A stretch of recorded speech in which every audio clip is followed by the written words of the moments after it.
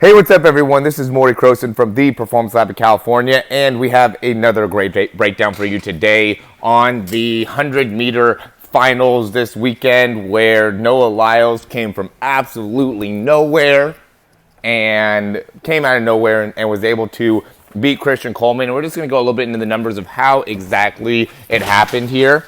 The thing that I'm going to really focus on is, from the number perspective, where the breakdown actually occurred. So I did a lot of the numbers already, so we'll go ahead and look into it. The first thing is, when we're getting to the early times here, Christian Coleman's doing a really good job.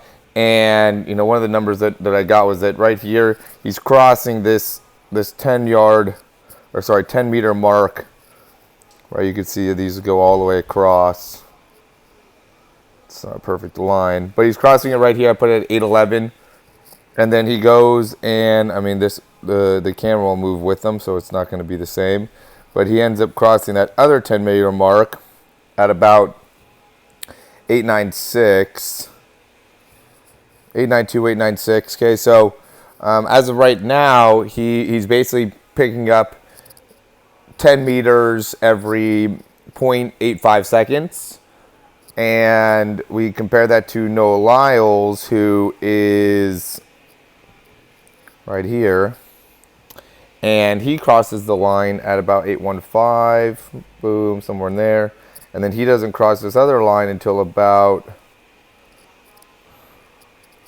I said about 9:07. Probably closer to 9:03, 9:07, somewhere in there. So it's basically taking him about 0.88 to 0.9 in terms of being able to pick up 10 meters, right? So Christian Coleman's essentially winning by about 0.05 hundredths in terms of 10 meters. And that's not obviously every 10 meters. It's just, that 10 meters, which is, I think, 10 to 20 there. So, and the reason why that's important is because then we fast forward to the end, where now Noah Lyles was able to get cross that last 10 meters, and I put that one at 14:11, which is there. Boom. Did more of the body than the leg, so 14:11, and then he crossed the finish line at 15:0. Boom. And then I did Christian Coleman, who crossed that line a little bit earlier. I put about 14:07 right there. Well, I guess first, so he went from 14:11 to 15. So that last one took him about 0.89, 0.88 again. So he stayed. I think what ended up really happening is that Noah Lyles was just able to maintain his speed over a longer period of time. Because he made it in 14 or same thing, 0.88, 0.89, what he was doing before. But then Christian Coleman dropped from 14:07, and then I just did 15:01 because he ended up being a little bit behind Noah Lyles. So that ended up being a 0.94, right? So he ended up, Noah Lyles beat Christian Coleman in that last 10 meters by 0.06 hundredths, right? Because what stands out is it almost seems like, dang, Noah Lyles came out of nowhere in order to really hawk down Christian Coleman. But really what happened was Christian Coleman just lost his ability to transition. He just gave out. He was coasting through here. And so as Christian Coleman is able to improve, he just needs to be able to it's probably from the 80 meters through the 100 meters. I didn't go that much in the numbers, but I would make the argument that it's probably 80 to 100 where he just really started to lose his acceleration, his ability to maximize his speed, and that's how Noah Lyles was able to come back and get the victory. Because really, Christian Coleman was way out in front of everybody, and then Noah Lyles was just able to catch up and hog him down. But everybody's also catching up with Christian Coleman, right? I mean, Noah Lyles stands out, but everybody's starting to get closer to him as we see this, right? Everyone's getting. So it's a closer race there. So what happened is Noah Lyles was able to maintain. So during the normal race, when looking at that same thing, I looked at This portion, the early portion here, he was having about a 0.35 transition time and about a 0.09 contact time on average. And Christian Coleman was having a 0.32 transition time and 0.08 or 0.09 contact time, which are both really good numbers, but obviously Christian Coleman's a little bit faster. When we got to the end, Noah Lyles was in the same transition time, contact time, so same thing. I mean, both of them was about 0.34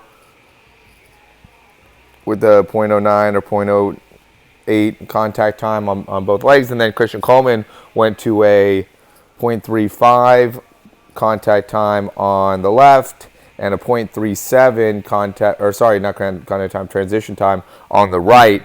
And I mean, really maintained the same contact time. So it's still at 0.08, and 0.09, so contact time. It didn't really change there. It was just a transition. He went from being 0.31, 0.32 in there, so he went up by 0.06 with his transition time on the right side, 0.05 on the right side, 0.04 on the left side.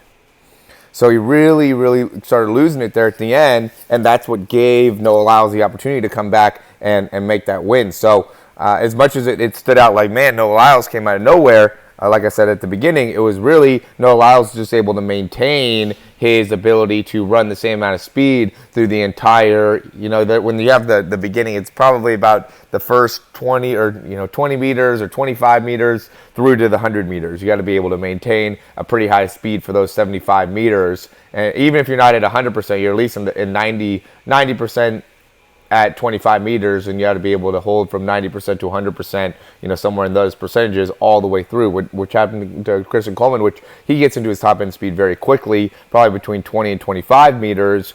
He just needs to be able to hold that for a little bit longer time. So just working on some endurance work, making it so he can, better activate through his core, maintain his overall posture. He just started losing his posture there at the end and almost started running and was not able to. It's like his legs gave out on him, his body gave out on him, everything just kind of gave out on him, and that's what made it so he started stumbling and lost the transition time and ended up losing the race. So, just interesting stuff, interesting to break it down, interesting to see all the numbers and how that exactly happened. If you guys have any questions, we'd be happy to answer them for you. I've been talking to a good amount of people about our new offer where, if you're running the 100, you're looking to get faster than the 100, we're offering a guarantee of 0.4 of a second off. So if you run 11.1 right now, we're guaranteeing we'll get you down to 10.7 with our speed program, and that 0.4 is just going to cost you $500. It's not going to be $500 a month. It's not going to be anything like that. It's just once we get you to 0.4, improving 0.4, then we did our job, and it's a money back guarantee. So you put down the $500. If it ends up not happening, then you get your $500 back. So you basically have no risk. We're just helping you get faster, and it's all going to be numbers based, just like we do all of these videos. It's very, very focused on how, from a scientific perspective, can you guarantee an actual result in your performance, and I think this is the best way to do it. So if you're interested, you can go ahead and click the link below, and we'll get you started here today. If you have any questions, you can always reach out, give us a call, send us an email, whatever works best for you. We'd be happy to answer any of your questions. And hey, we're looking for guys that are committed. We're looking for guys that really want to take their current game to the next level. I know that $500 is an uncomfortable amount for all of you, but it's a guarantee for one. And the other thing is that you got to get uncomfortable. If you want to make change, and we're looking to make lasting change in your speed, you got to be able to put yourself out there. You got to be able to get uncomfortable. And if you can't handle doing that, then it won't work for either of us. Okay. This is something that I think is a very, very good offer. I think overall it's very, very fair, and I just want people that are committed. When we're doing it for $100, $200, there just wasn't the same level of commitment as I think putting $500 on yourself, saying I'm going to get faster and I'm going to really make this happen. I think that puts in a different sense of mentality behind it, and we'll make it so you know for sure that you'll be able to get the result, and I know you can get that result. So once you get going with us, just know that it's a whole nother level of overall service and overall information that you're going to get about how you're running and how you can truly maximize that sprint. So let us know if you have any questions, and we'll talk soon. So much much for watching this video. I hope you really enjoyed it, and if you did, you could subscribe down below, and that way you can get updates on any of the new videos that we get. Also, if you want to, you can check out some of our other breakdowns for speed and throwing. We have exercises, also jumping mechanics videos, a lot of great stuff within our channel. Hope you enjoy.